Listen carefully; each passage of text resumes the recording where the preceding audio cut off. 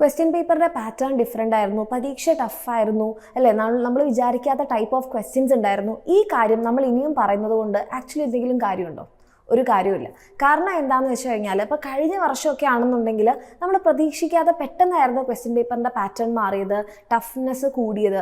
പക്ഷേ ഈ തവണ അതിൽ നിന്ന് ഡിഫറെൻ്റ് ആയിട്ട് നിങ്ങൾക്ക് നേരത്തെ തന്നെ സൂചന ലഭിച്ചിട്ടുണ്ടായിരുന്നു ക്വസ്റ്റ്യൻ പേപ്പർ ടഫായിരിക്കും. ആൻഡ് അതിന് വേണ്ടിയിട്ടൊരു മോഡൽ ക്വസ്റ്റ്യൻ പേപ്പർ, ഇതേപോലത്തെ ടഫായിട്ടുള്ള തന്നെ ഒരു മോഡൽ ക്വസ്റ്റ്യൻ പേപ്പർ SCERT ഇറക്കിയിട്ടുണ്ടായിരുന്നു.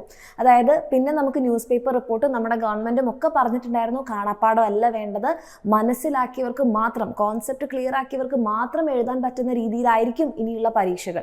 അപ്പോൾ ഇത്രയും മുന്നൊരുക്കങ്ങളും ഇത്രയും മുന്നറിയിപ്പുകളും ഒക്കെ തന്നിട്ടും നമ്മൾ വീണ്ടും ആ പരീക്ഷ പേപ്പർ അങ്ങനെയായിരുന്നു, ക്വസ്റ്റ്യൻ പേപ്പർ ഇങ്ങനെയായിരുന്നു, പരീക്ഷ ടഫായിരുന്നു എന്നൊക്കെ പറയുന്നത് ഒരു കാര്യമില്ല. ചുമ്മാ വെറുതെ നമുക്ക് പറയാൻ പറ്റുന്ന ന്യായീകരണങ്ങൾ മാത്രമാണ്. ആൻഡ് ഇതിങ്ങനെ പറഞ്ഞുകൊണ്ടിരുന്നുകൊണ്ട് നമുക്ക് എന്തെങ്കിലും കാര്യമുണ്ടോ? ഒരു കാര്യമില്ല. പറഞ്ഞുകൊണ്ടിരിക്കുന്നവർ പറഞ്ഞുകൊണ്ടിരിക്കുക തന്നെ ചെയ്യുള്ളൂ.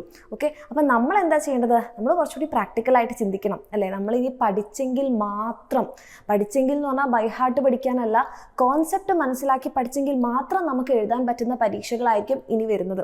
ഇനി വരുന്നതെന്ന് പറയുമ്പോൾ നിങ്ങളുടെ ക്രിസ്മസ് എക്സാമും നിങ്ങളുടെ പബ്ലിക് എക്സാമും ഒക്കെ നോക്കുകയാണെങ്കിൽ ചാപ്റ്റേഴ്സിൻ്റെ എണ്ണമൊക്കെ ഭയങ്കര കൂടുതലായിരിക്കും.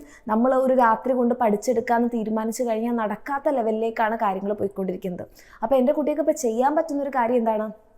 ഇനി വരുന്ന ചാപ്റ്റേഴ്സ് വളരെ വൃത്തിയായിട്ട് കോൺസെപ്റ്റ് മനസ്സിലാക്കി പഠിക്കുക എന്നുള്ളതാണ്. അപ്പോൾ അതിന് വേണ്ടിയിട്ട് നിങ്ങളെ ഹെൽപ്പ് ചെയ്യാൻ നമ്മുടെ എക്സാമിനറുടെ ബാച്ചസ് എന്നും ഉണ്ടായിട്ടുണ്ട്, ഇന്നും ഉണ്ട്. ആൻഡ് ഇപ്പോഴാണെങ്കിൽ ഓഗസ്റ്റ് 28 മുന്നേ നിങ്ങൾ അഡ്മിഷൻ എടുക്കുകയാണെന്നുണ്ടെങ്കിൽ നിങ്ങൾക്ക് നമ്മുടെ ബാച്ചിൽ 5% ഓഫ് ഉണ്ടാകും. അപ്പോൾ എൻ്റെ കുട്ടികൾക്ക് എന്ത് ചെയ്യാം, ഈ വെക്കേഷനിൽ ഇപ്പോൾ ഇനി മുതലുള്ള ഇതുവരെ ഒന്നും പഠിച്ചിട്ടില്ല, ഓണം എക്സാമിൻ്റെ പോർഷൻസ് ഒന്നും പഠിച്ചിട്ടില്ല എന്ന് പറയുന്ന കുട്ടികളാണെന്നുണ്ടെങ്കിൽ എൻ്റെ മക്കൾക്ക് നമ്മുടെ ബാച്ചിൽ ഓൾറെഡി ഉള്ള റെക്കോർഡഡ് ക്ലാസ്സുകൾ കാണാനുള്ള സമയം ഇപ്പോൾ നിങ്ങളുടെ മുന്നിലുണ്ട്. നിങ്ങളുടെ വെക്കേഷൻ നിങ്ങൾക്ക് അടിപൊളിയായിട്ട് യൂസ് ചെയ്താൽ അതിനുശേഷം വരുന്ന ചാപ്റ്റേഴ്സ് നമ്മുടെ ബാച്ചിലെ ലൈവ് ക്ലാസ്സിലൂടെ കണ്ട് നിങ്ങൾക്ക് കോൺസെപ്റ്റ് മനസ്സിലാക്കി ഡൗട്ട്സ് ഒക്കെ ക്ലിയർ ചെയ്ത് പോകാം. ഇങ്ങനെ എൻ്റെ കുട്ടികൾക്ക് താല്പര്യം ഉണ്ടെങ്കിൽ തീർച്ചയായിട്ടും നമ്മുടെ ബാച്ചിൽ നിങ്ങൾക്ക് അഡ്മിഷൻ എടുക്കാം. എങ്ങനെയായാലും നിങ്ങൾ പഠിച്ചാൽ മതി. അത് എക്സാമിനറിൻ്റെ ബാച്ചസിൻ്റെ കൂടിയാണെങ്കിൽ നമുക്ക് ഉറപ്പ് പറയാൻ വേണ്ടി പറ്റും നമ്മൾ എങ്ങനെയാണ് പഠിപ്പിക്കുന്നത് എന്നുള്ളത്. അപ്പോൾ താല്പര്യമുള്ള മക്കളാണെങ്കിൽ വേഗം തന്നെ താഴെ കാണുന്ന നമ്പറിൽ മെസ്സേജ് ചെയ്യുക.